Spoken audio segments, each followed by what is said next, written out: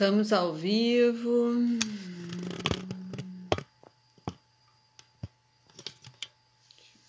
ficar aqui.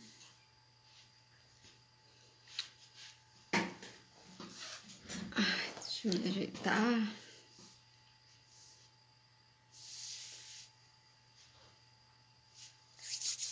Boa tarde, pessoal.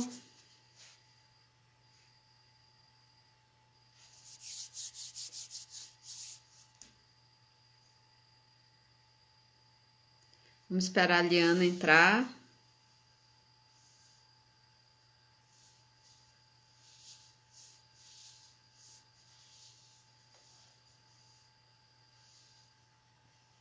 Deixa eu mandar um WhatsApp aqui para ela.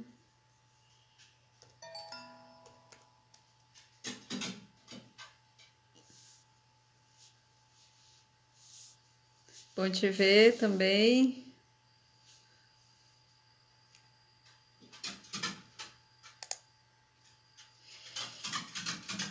Que bom que vocês estão aqui. Deixa eu ver se eu... Será que a Liana já entrou? Acho que não, né? Ai, gente, fazer coisa em casa é assim, né? Tem cachorro. Ah, a Liana entrou. Oi, Liana. Vou te chamar aqui.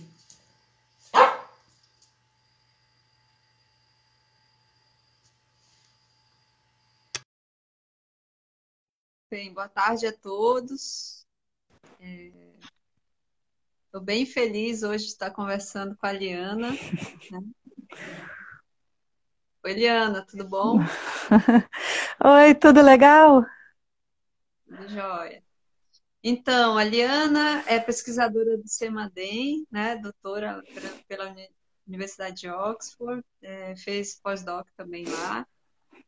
Liana é uma das grandes pesquisadoras do Brasil que estão trabalhando nessa área de risco, né? Risco de fogo, e também ela é uma conhecedora profunda também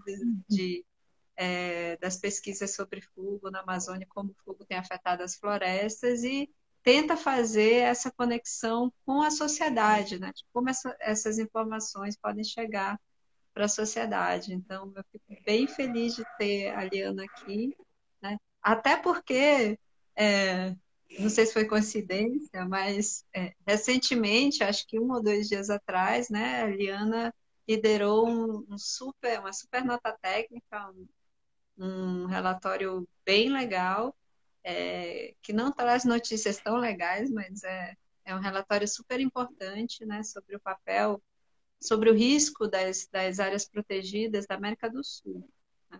E a gente vai poder ouvir um pouco sobre isso também. Diana, bem-vinda. E você aí tá, é a nossa sexta? É sexta? Não sei.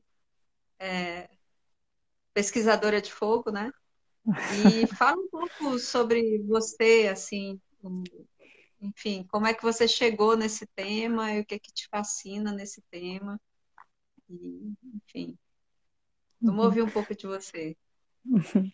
Legal, Anne. Bom, estou super feliz de estar aqui conversando com você. Eu assisti os outros episódios também, é muito gostoso essa conversa. A gente vai vendo entre tempos, né? A gente consegue assistir um pouquinho, depois ver um pouco mais.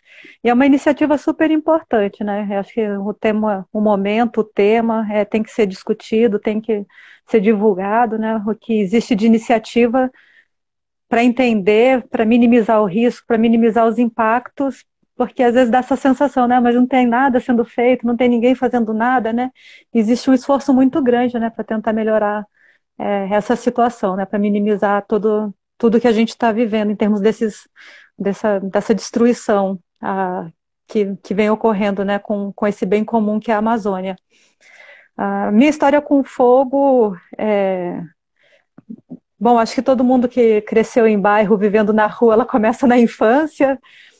Profissionalmente entrou na minha vida quando eu fui fazer o meu mestrado. Durante a graduação eu trabalhei com taxonomia vegetal, mas no mestrado eu comecei a trabalhar meu mestrado foi no INPE, com sensoriamento remoto, E eu tentei integrar o que eu achava de mais fascinante naquele momento, né? Pelas primeiras vezes eu estava vendo uma imagem de satélite realmente, daí volta em 2002, não era tão difundido assim, né? A gente ter tanto acesso às imagens de satélite. E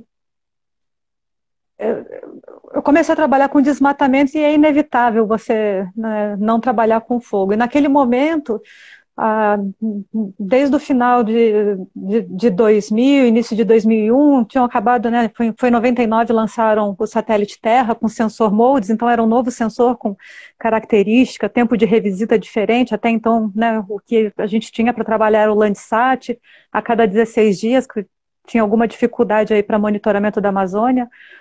Então, naquele momento, a gente começou a trabalhar com o sensor MODES, com todos os desafios, né, com as ferramentas que existiam na época, tentar trabalhar com dado novo, com número né, não era programas, então foi assim, foi um mundo de... Mas naquele momento a gente fez tanto o entendimento, né, o estudo do dado para viabilizar a implementação e desenvolvimento do DT, né, o que a gente conseguia aprimorar que já existia no Landsat, adaptar para o sensor MODES e também a detecção de área queimada. Então,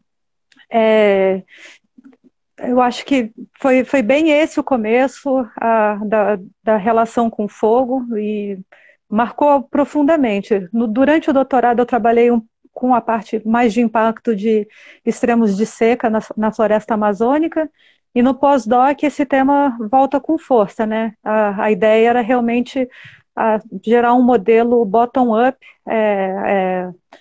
para a estimativa de emissão de carbono, né?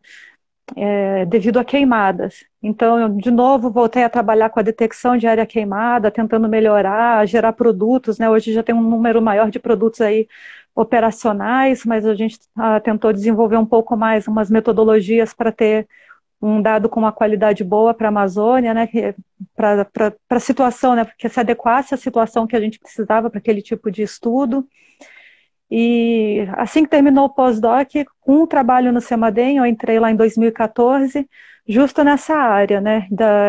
Naquele momento, acho que eu tinha até uma intenção de ser um trabalho de modelagem computacional, né? Modelagem do fogo, e, e eu acabei entendendo, né, um pouco mais sobre o que eu poderia fazer, a contribuição dentro do meu perfil, das minhas capacidades técnicas, como que seria a melhor forma de abordar isso para trazer uma contribuição para a gestão do risco de queimadas, de incêndios florestais.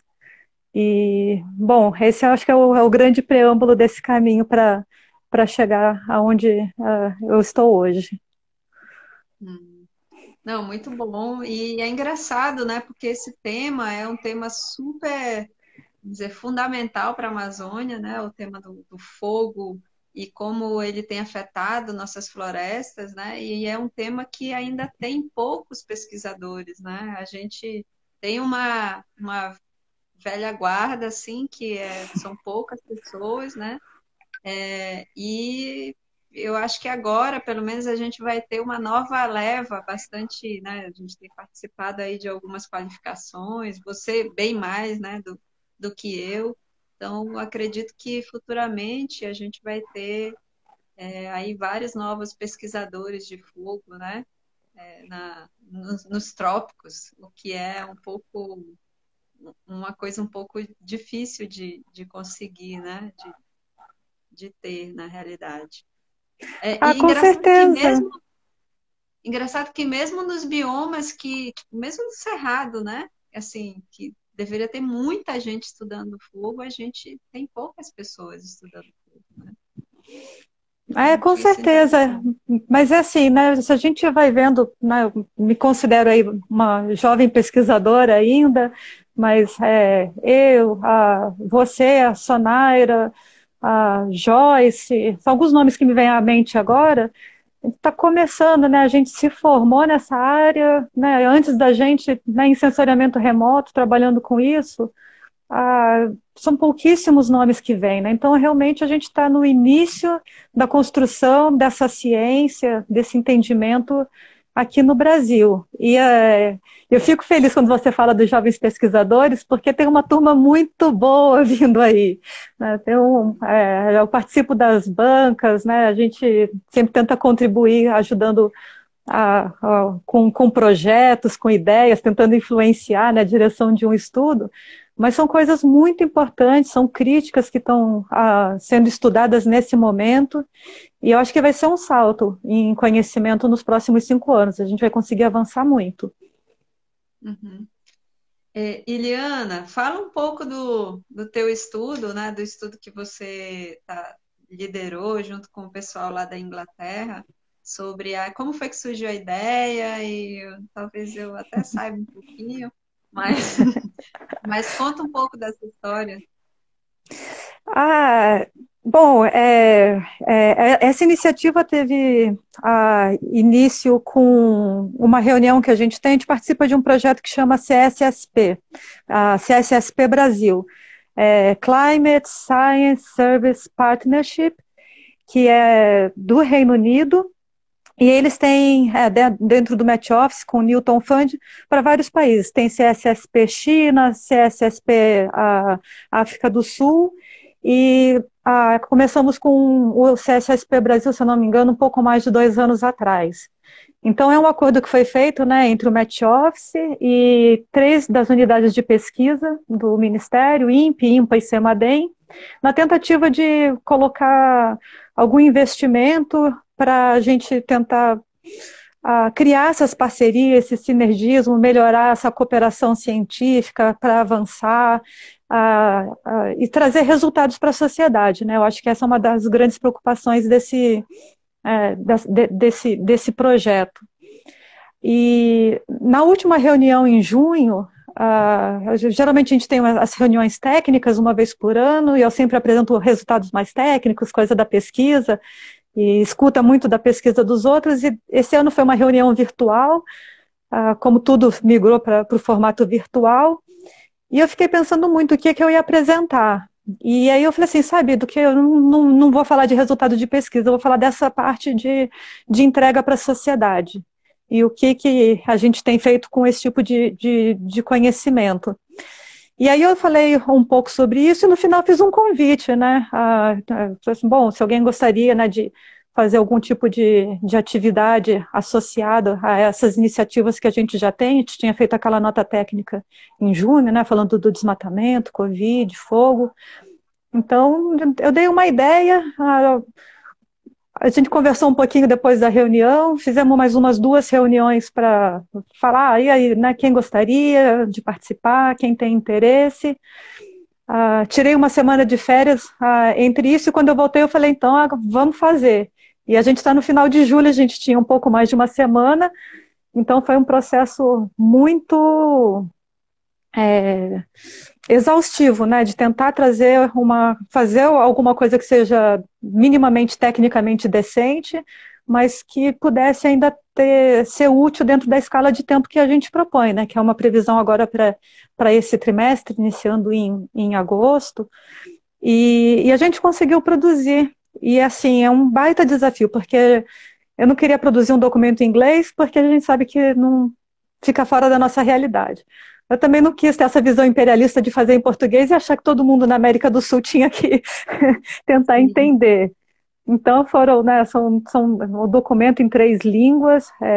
Eu quase fiquei doida aqui tentando juntar os documentos e conciliar Gente, versões. Até agora ainda estou vendo isso, tentando colocar no ResearchGate as outras versões, eu não estou conseguindo. Então, assim, a gente esbarra em tanta coisa que pormenores para conseguir dar luz a um relatório para ter certeza que ele vai estar disponível em lugares que as pessoas conseguem encontrar, que possa ser interessante para elas.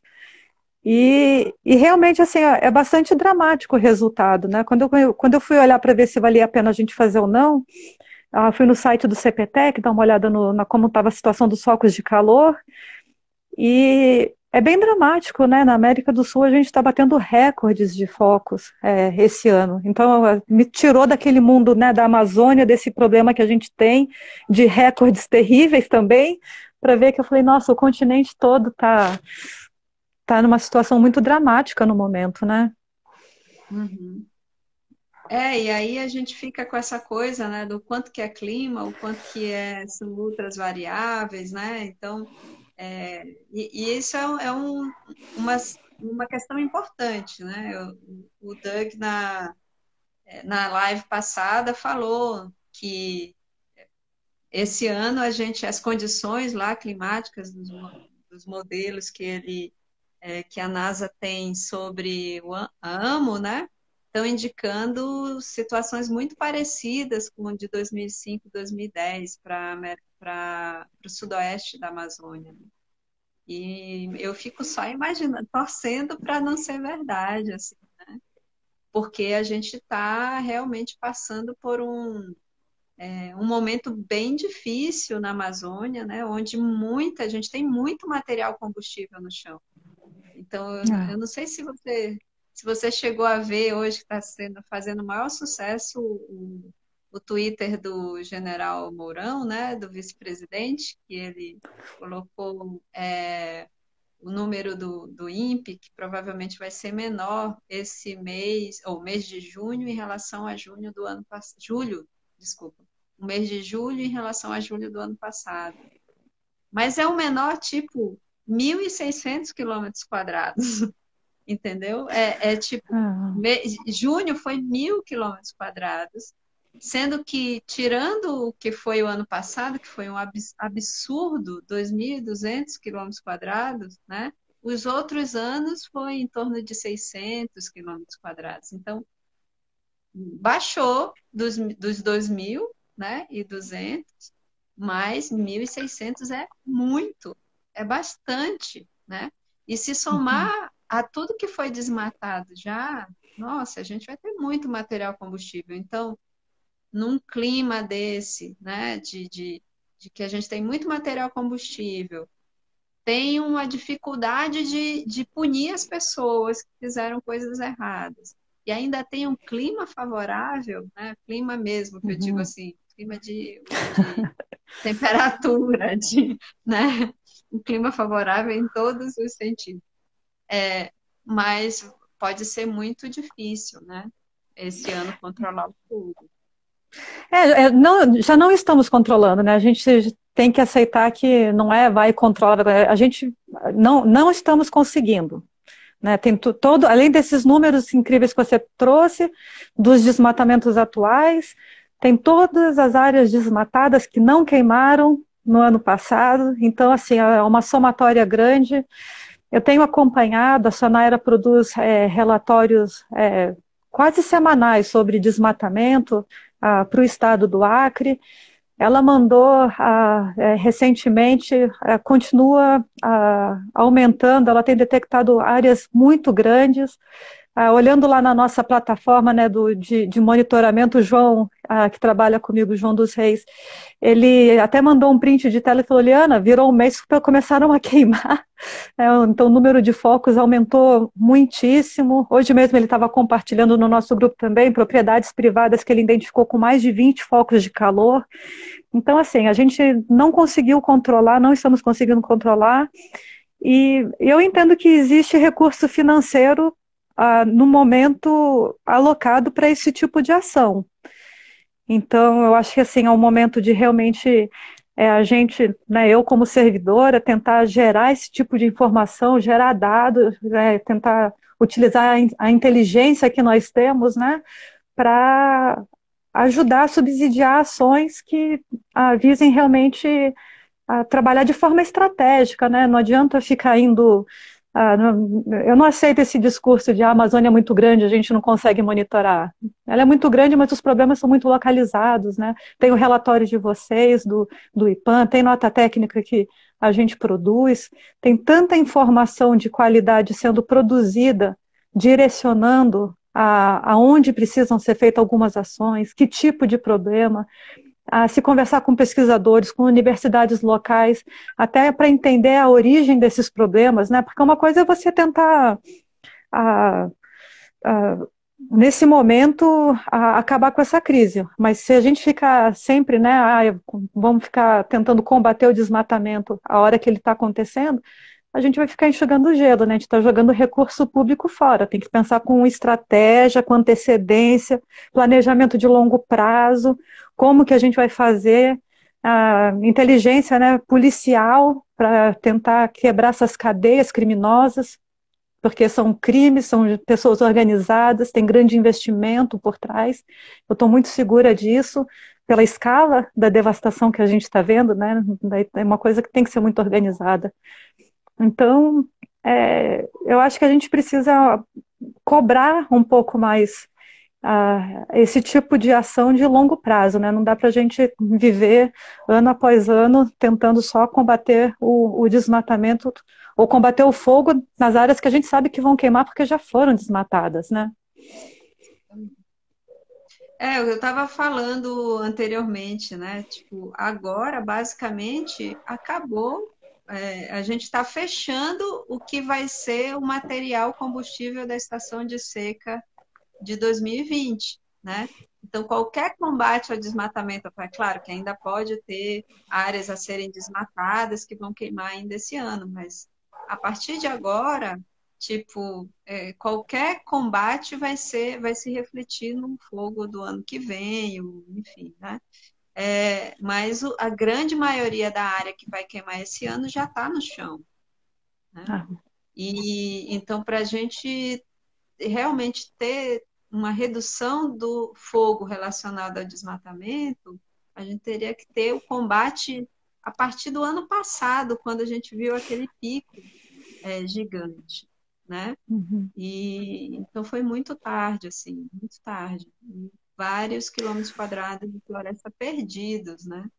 Uhum. E aí eu queria entrar um pouco nisso, assim, nessa questão da floresta mesmo, assim, porque perder, perder a floresta, uma floresta derrubada, ela leva, não sei quantos anos, 300 anos, sei, vários anos para se recuperar, né? Então, mesmo que essa floresta não pegue fogo, seja abandonada, não sei, é um Uhum. custo ambiental, né? E ainda mais agora, assim, tendo mais focos de calor, a gente vai ter também mais incêndios, né? Mais, porque assim, mais bordas de floresta vão estar suscetíveis a esse fogo que escapa. Não sei, assim, seria interessante você falar um pouco sobre isso, sobre a tua experiência entendendo carbono em florestas, degradação e como que isso repercute nas emissões né, nas emissões do Brasil e na piora, na realidade, né, dessa situação do clima em geral. Uhum. Esses são pontos muito importantes, né? Porque quando você fala da floresta derrubada, perdeu aquela floresta, mas você também está aumentando a borda.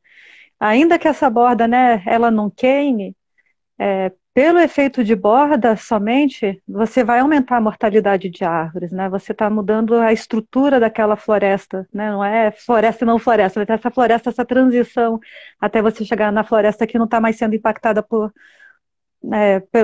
esse processo do desmatamento. Então, você já está perdendo carbono ali, que é também um dado que a gente não tem nos nossos inventários nacionais ainda, né? Só o efeito da degradação para a contribuição das emissões de carbono. E o Celso está fazendo um trabalho muito interessante, né? Ele fez o mestrado dele com essa temática, está fazendo o doutorado, ele vai trazer números muito impressionantes para a gente. Está conseguindo quantificar, né? Ao longo do tempo, o quanto você vai perdendo com essa idade a idade da borda. E um outro ponto que eu acho que é importante é que uma boa parte desses desmatamentos, dessas queimadas, elas estão ocorrendo dentro de áreas de populações tradicionais, territórios indígenas, unidades de conservação. Então, ali, essa floresta ela tem um outro papel, que não é o carbono, não é só os serviços ambientais, né, para o grande mundo, mas é um serviço diretamente associado, por exemplo, à segurança alimentar dessas famílias, a renda dessas famílias que dependem de produtos, né, de extrativismo. Então, quando você aceita, né, que essas florestas estão sendo derrubadas, que elas estão queimando, que elas estão se perdendo, né, perdendo a parte da sua biodiversidade, do seu carbono, de todos os serviços que provê para aquela comunidade, você entra em uma situação muito crítica, porque por direito, pela Constituição, né, são direitos que essas populações têm a esse recurso. Então, e esse ano, no ano passado, eu acho que uma boa parte dos desmatamentos ocorreram dentro né, desse tipo de, de unidade de proteção, né, de áreas protegidas, né? Então, eu acho que esse aspecto de você aumentar a vulnerabilidade dessas pessoas que vivem lá é um ponto que é muito importante, assim, isso também tem que ser discutido. Assim como quando a gente fala, né, quando tem digamos, tem um decreto que fala que ninguém mais pode utilizar o fogo, né, você também está excluindo, você está colocando em uma situação de vulnerabilidade toda essa população que depende do uso do fogo, né, que é o método tradicional. Óbvio que com esses cenários que a gente está observando, né, que você trouxe, que o Douglas falou, de secas no sudoeste, aumentam a chance dessas queimadas, desse uso tradicional do fogo se tornar um evento de incêndio florestal, né? Isso é uma coisa catastrófica para aquela comunidade, para aquela região.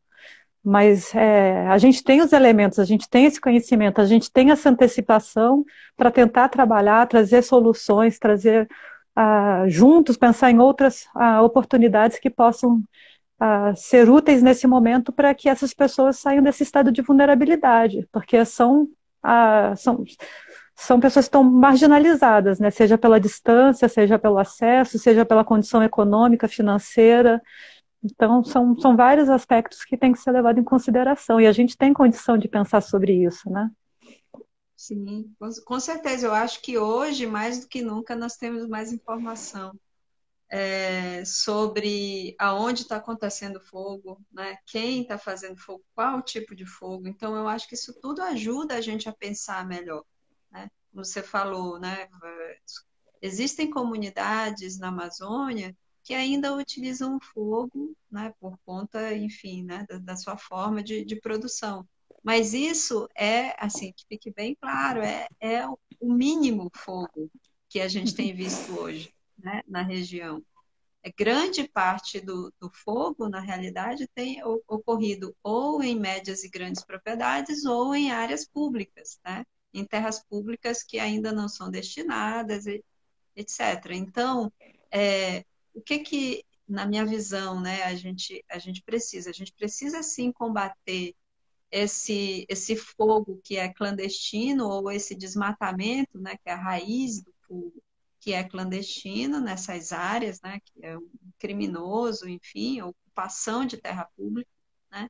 E a gente precisa realmente trabalhar alternativas para que as pessoas manejem melhor suas áreas, né? E aí deixem de colocar deixem de colocar fogo nos pastos, né? Tem umas perguntas aqui, mas não, você pode comentar e a gente vai para as perguntas. Vai lá. É um, um comentário que eu acho que o que eu tenho tentado traçar e buscar, que eu acho que pode ser não um divisor de águas, mas uma coisa muito importante para a gente conseguir ter um maior poder de convencimento dos danos, né, desses impactos que o fogo traz, é essa quantificação da perda econômica. Eu acho que a partir do momento que a gente consegue colocar um cifrão, por exemplo, no nosso estudo para o Acre, 16 milhões de dólares por ano.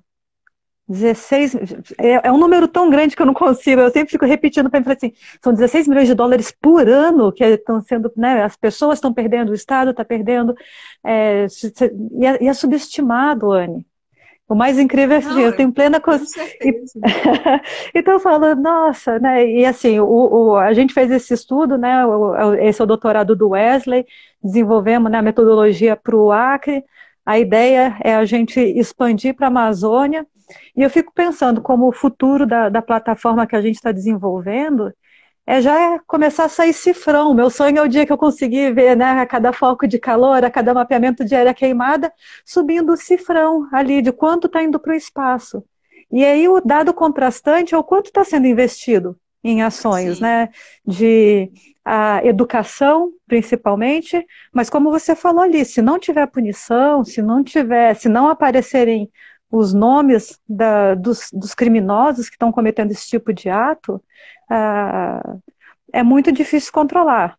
Então, a gente tem que Uhum. investir em educação e realmente ir para esse caminho de punição, da criminalização, de chegar em nomes, né, de responsabilização. Não, com certeza, né? Eu sempre digo assim, o quanto custa a gente perder tanta terra pública, né? Alguém está ganhando com isso, né? Quem são essas pessoas que estão ganhando em cima do patrimônio brasileiro, né? Então, eu acho que essa questão da gente colocar cifras, né, nessa perda, no desmatamento ilegal e cifras no fogo exacerbado, né, no fogo descontrolado ou no fogo ilegal, é bem importante mesmo, para a gente ter uma noção do quanto que a gente está perdendo. E agora, o mais interessante é que o que poderia entrar na contabilidade, eu não sei exatamente como você fez essa contabilidade, mas, tipo, o impacto disso na reputação do Brasil e no quanto de investimento está deixando de vir, né, é também grande, né? É uma perda, né? É uma perda para o Brasil. Talvez não seja uma perda local ali, mas é uma perda indireta, né, de investimento e de recursos. Então, é mais uma É, coisa para você colocar na sua equação. eu vou pensar muito sobre isso, porque a gente está pensando sempre numa coisa na escala local, nessa integração, mas às vezes esse custo da oportunidade perdida, né, pela imagem, pode ser realmente uma cifra muito alta, né? E cada vez vai estar mais em pauta nesse jogo de comércio internacional, né? Realmente isso daí é um ponto muito interessante. Eu lembro que em 2000 e... Não, em 2000 não. Em 95, 96, mais ou menos, quando a gente fez um levantamento, né, sobre fogo na Amazônia, e que nesse levantamento também metade das áreas eram queimadas acidentalmente, não tinham por que ocorrer.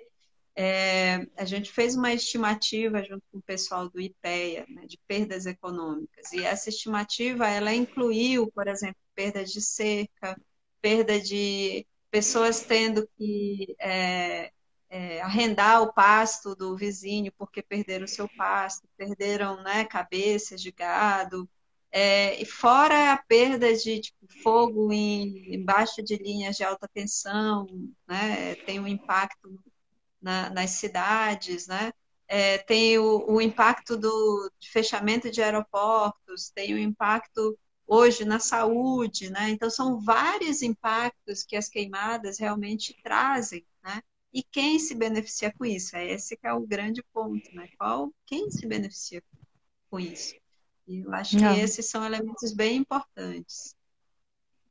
Vamos ter umas perguntas aqui, tipo, eu falei sobre que tem muito material combustível, né, no chão, e aí alguém está perguntando se a Bini, alguma coisa, se esse material combustível é de madeira da floresta desmatada. Sim, né?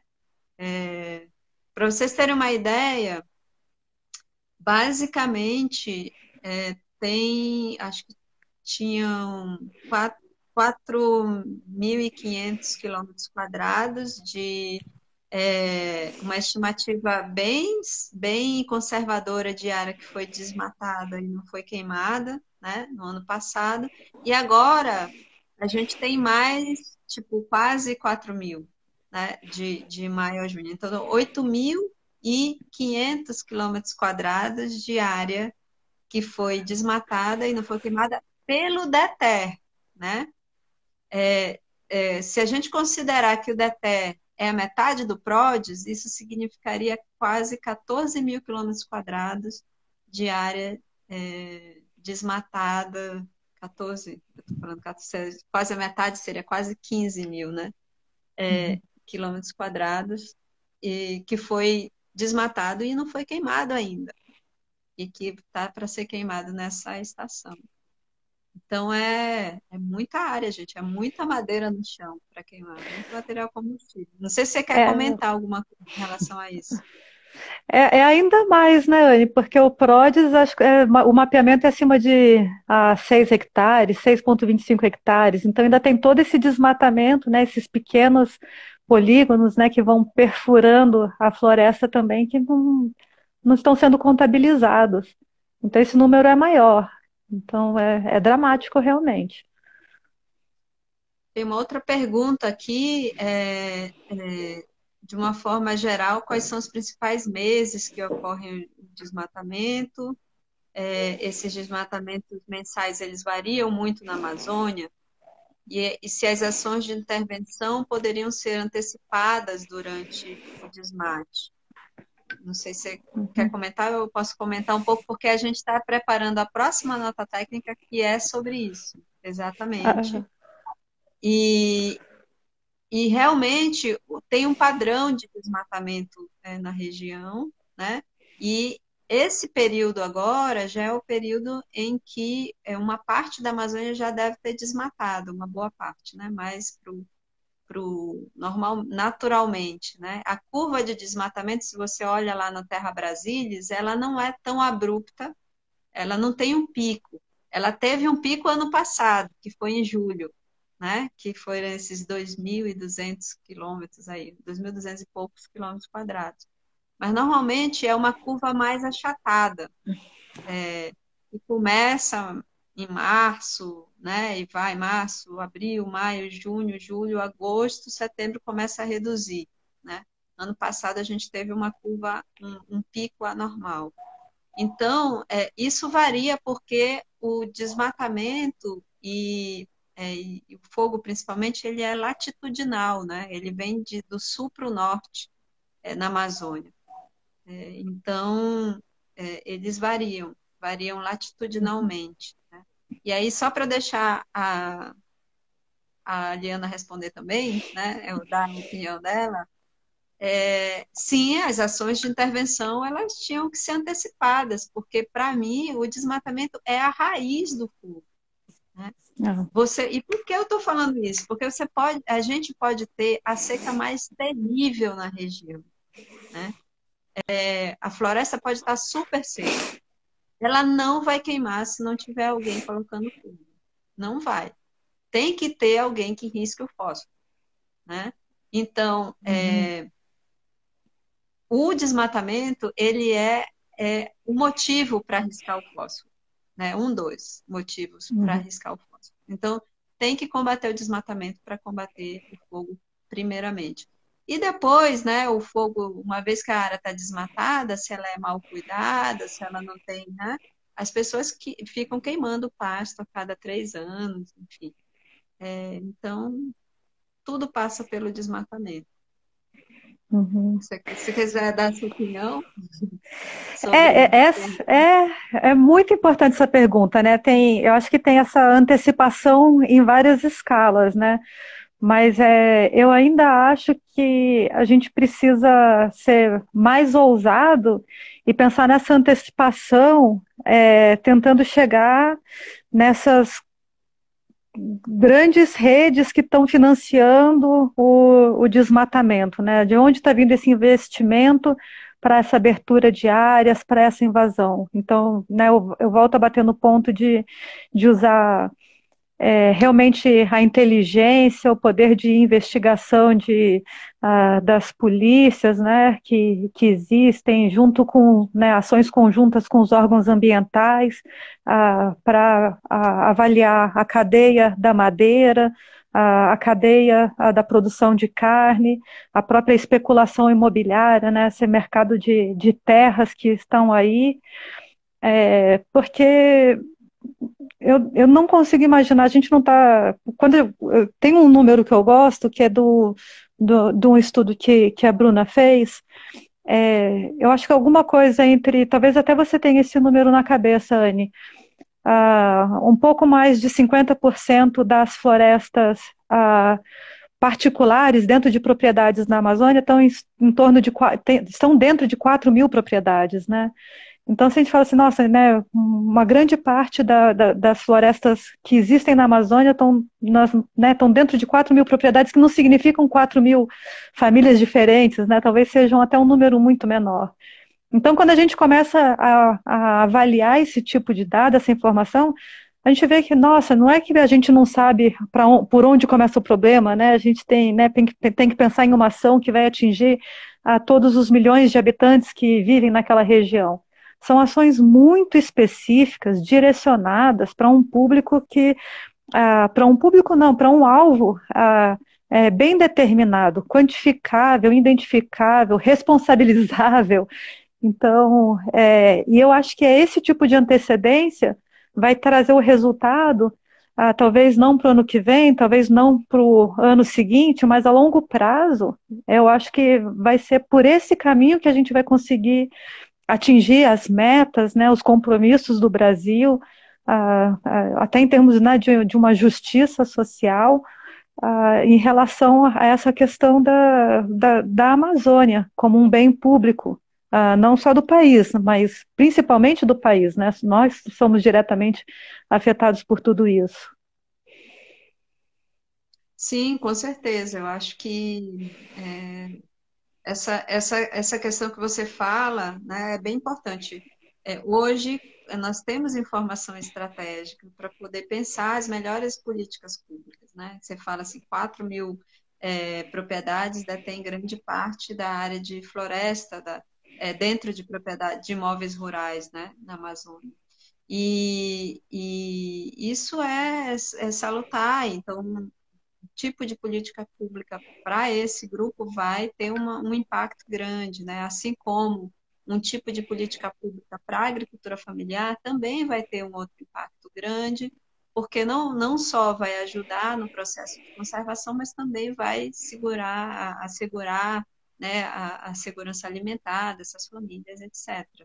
Então é isso que eu falo, assim, quando a gente pega os dados hoje, a gente vê que maior parte disso ocorre em terras públicas. Então, vamos atacar isso primeiro, né? Porque isso não tem desculpa, né? O desmatamento e fogo nessas áreas não tem desculpa, assim, é ilegalidade mesmo. Então, usar o esforço do Estado para atacar isso, primeiramente, né, vai derrubar em 50% o nosso problema, né? E aí os outros 50%, aí a gente vai trabalhar em políticas que vão desestimular, né, o uso, enfim, o uso do fogo, vão estimular o uso mais sustentável dos recursos, boas práticas na produção agropecuária, enfim, né? Então, eu acho que são etapas, né? Mas a primeira essa, que é combater a ilegalidade. Hoje eu consegui pegar um pouquinho da sua fala pela manhã, trouxe alguns números sobre o que está queimando na Amazônia, né? Você trouxe umas porcentagens de onde está esse fogo. Eu acho que esse número é importante trazer à tona pela discussão que está tendo no momento, né? Sim, sim. O estudo que a gente fez, ele é um estudo que levou em consideração o dado que existe, né?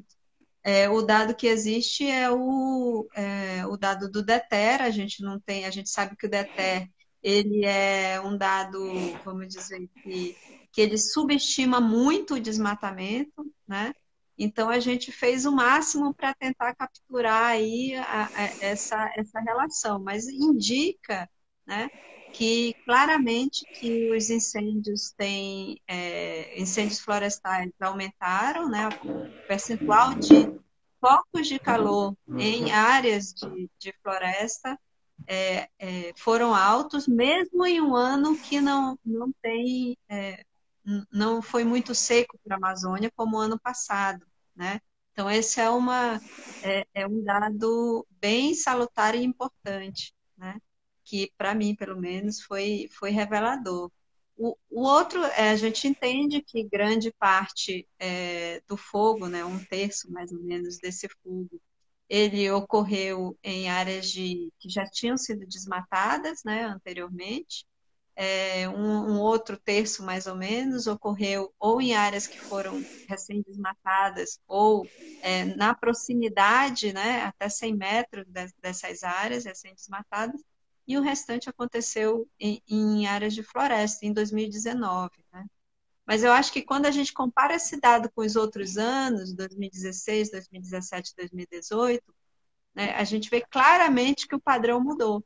Porque 2016, 2017 teve muito incêndio florestal porque foram anos muito secos, né? 2015, 2016 foram anos de El Niño e 2017 foi uma rebarba, assim, né? Acho que depois de 2 anos muito secos, até queria, tô esperando, eu vi o Aragão entrar aí, né? Até queria que ele participasse aqui para explicar um pouco para a gente falar um pouco sobre isso, né? Mas é isso, assim. E aí, quando a gente vai para 2018, que foi um ano mais úmido, né?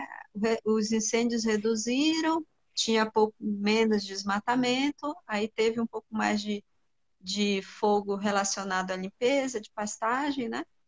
Mas ano passado foi assim, o que me surpreendeu foi isso. E aí o que veio na minha cabeça, que eu não sei se você, né, uma hipótese, é que realmente com mais fontes de ignição, né, mais pessoas queimando, mais pessoas desmatando, a borda das florestas ficou mais suscetível, né? E aí tem, Uhum. mesmo que não tenha sido um ano seco, que o fogo entrou na floresta, foi embora, né? Ele ficou ali e queimou mais borda, talvez. Claro que Uhum. a gente ainda não tem o dado que é o dado ideal para medir isso, que são as cicatrizes, né? Que vamos ter em breve, mas também precisamos dos dados de desmatamento fechado, né? Finalizado. Enfim, não sei. Mas esses dados, Uhum. com certeza, eles já são um indicativo importante. Né, com certeza. É muito interessante isso daí. São hipóteses, né, para a gente realmente ir levantando e avaliando os dados. E, e esse é um ponto importante, né, de como esse procedimento científico, como que é essa construção desse conhecimento, né, não selecionando uma estatística que faça sentido aqui, um número que talvez ajude com uma ideia lá. É realmente essa construção de trabalhar dados, fatos, pensar o que está por trás, quais são as possibilidades, testar essas hipóteses, né, como a Anne falou, e realmente analisar esses resultados. E aí você realmente consegue construir o conhecimento. A gente não pode como pesquisador, como, né, alimentando a sociedade com relatórios técnicos, não pode ficar refém de achismos, né? E a gente é trabalhoso, toma tempo, às vezes a resposta para algum comentário, alguma dúvida que as pessoas têm, né, demora um pouco mais, né, não é imediata, são meses para você trazer um número que você esteja um pouco mais confortável, mas é isso que permite que a gente consiga avançar na construção do conhecimento, na construção do entendimento das implicações de cada uma dessas ações. Então, a ciência, ou esse pensamento científico, né, que não precisa ser exercitado somente dentro da ciência, mas essa forma de estruturar as ideias é muito importante para toda a sociedade, né?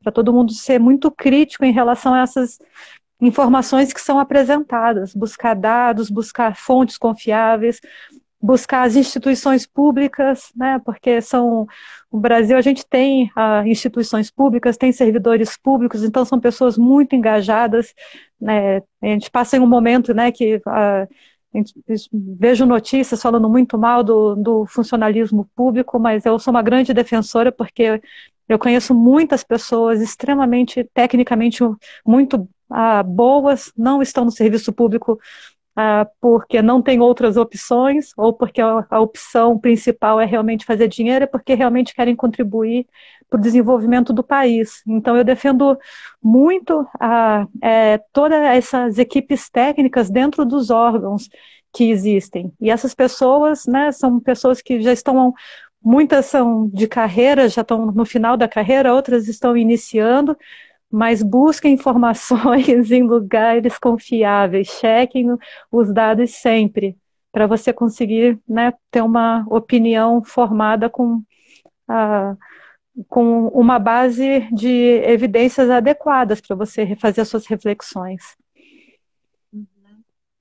Não, é isso mesmo. Eu acho assim, o Brasil tem um grupo de cientistas fabuloso, né? Dentro do INPE mesmo, no CEMADEM, né? Em outras instituições que tem publicações de ponta. O grupo de vocês, o grupo da RAIS, né? Que é a Rede Amazônica Sustentável, que a gente vou ver se trago também a Joyce aqui para estar conversando com a gente. E assim, é fantástico o que o Brasil tem, né? O que poderia ser, assim, ser interessante é realmente a gente poderia ser ouvido, né? De vez em quando. Tipo, então não é por falta de dado, não é por falta de conhecimento científico, né? Que as boas decisões não estão sendo tomadas, né? Então, é fundamental que a gente, pelo menos, então, continue fazendo a nossa parte e tentar passar isso para a sociedade. E aí, Iliana, nosso tempo está acabando, eu queria terminar com essa parte, né? De como eu sei que o Semadem, e você muito, né, tem essa pegada assim de como é que eu transfiro isso para a sociedade, como é que posso engajar melhor a sociedade. E eu vejo que isso, dentro, por exemplo, de uma ONG, né, é um pouco mais fácil, né? Porque a gente tem ferramentas, tem formas um pouco mais simples, né, de atingir mais pessoas, a mídia, etc. Eu queria que você falasse um pouco sobre isso, né? Como que o trabalho seu, do Semadem, dos parceiros aí, e como vocês têm feito esse esforço de engajar, né, a sociedade nessa parte, mas né, com esse olhar mais da ciência. Uhum. Eu vou falar de duas iniciativas que são as que eu estou mais envolvida no momento. A primeira é uma plataforma, a gente chama ela hoje de Mapfire. A gente está desenvolvendo para a região MAP, que é Madre de Dios, no Peru, Acre, Brasil, Pando, na Bolívia. E ali a gente integra informações, dados de diversas instituições, né? Mapa de uso do Map Biomas, focos de calor do INPE, dados do cadastro rural, unidades de proteção, vias, localização de escolas, aí começa né, algumas especificidades com o foco que a gente quer. Então, tem localização de escolas, tem os dados climatológicos, número de dias sem chuva, por exemplo. Então, a gente tenta integrar as informações e chamar para o desenvolvimento, como são ações um pouco mais regionalizadas, as partes interessadas que são os possíveis usuários dessas informações, inclusive para eles também produzirem dados que são importantes, que eles julgam importantes, que possam alimentar essa plataforma, porque faz sentido nessa escala de trabalho. E o fato dela ser uma plataforma livre, online, quem realmente está liderando o desenvolvimento é o João dos Reis, que trabalha comigo lá no Semadem, faz com que a gente consiga ter o mesmo universo, né? Você tem a sociedade vendo o mesmo cenário que o tomador de decisão, então você consegue ter um panorama único que diminui, digamos assim, o ruído, o efeito da tomada de decisão quando você entende o que está realmente em jogo naquela região. O próximo passo, a gente pretende adaptar essa plataforma para 2 unidades de conservação, que junto com o projeto Sem Flama, com a Joyce, Então, a Flana Tapajós, a Resex Tapajós Arapiuns, para ser utilizado como uma ferramenta de gestão, e a gente vai tentar desenvolver esse piloto com eles para ver que tipo de dados, o que faz sentido ter de informação para ajudar nessa organização do território. Então, essa parte da plataforma é uma coisa tecnológica, que é muito bacana, né? Toda vez que a gente abre ali a plataforma é interessante ver. E tem muito, você consegue extrair muitas informações. E a segunda parte é associado a uma estratégia que é junto às comunidades e à escola. E isso daí eu fui muito influenciada pelo Semadem Educação.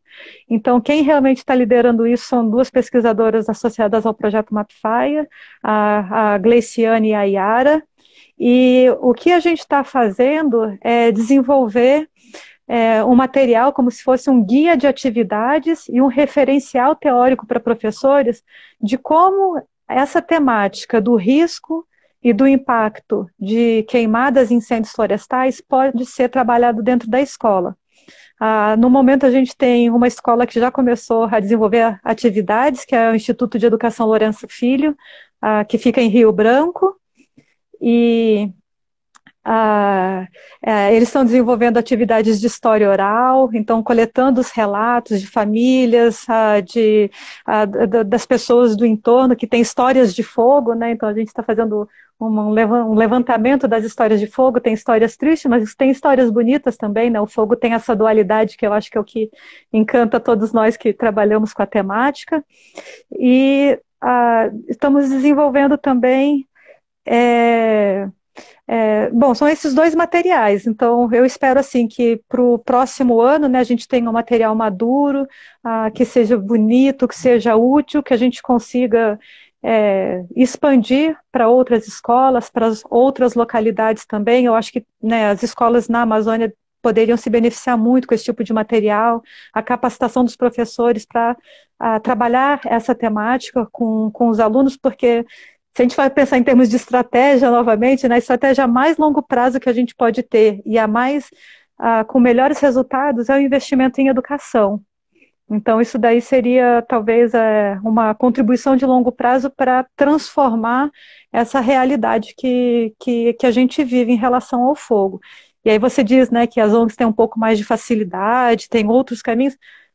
Parcerias são super bem-vindas, a gente gosta de trabalhar com quem gosta de trabalhar. Então, inclusive, se tiverem pessoas aqui que estão, né, falam assim, eu tenho interesse nessa temática, eu gostaria de contribuir, entre em contato, a gente é super aberto a fazer colaborações e dar visibilidade e construir alguma coisa que não precisa ter um carimbo só, né? Quanto mais pessoas se envolverem, melhor para todo mundo. Tá ótimo, Liana, maravilha, adorei o nosso papo. Várias coisas aí, gente. Entrem lá na página do Semadem, baixem o relatório, que está muito legal, né? E contatos com a Liana. Liana é super parceira, e além de excelente pesquisadora. Queria te agradecer mais uma vez, Liana, e estamos juntos aí. Obrigada, Anne. Gostei muito de conversar aqui com você. É uma baita oportunidade ter o meu nome associado ao seu em um evento assim. Eu fico super orgulhosa, né? Muita responsabilidade, muito legal. Então, agradeço a você, agradeço ao pessoal que acompanhou com as perguntas também. Sim, obrigada a todo mundo, gente. Até a próxima. Grande abraço. Tchau, tchau.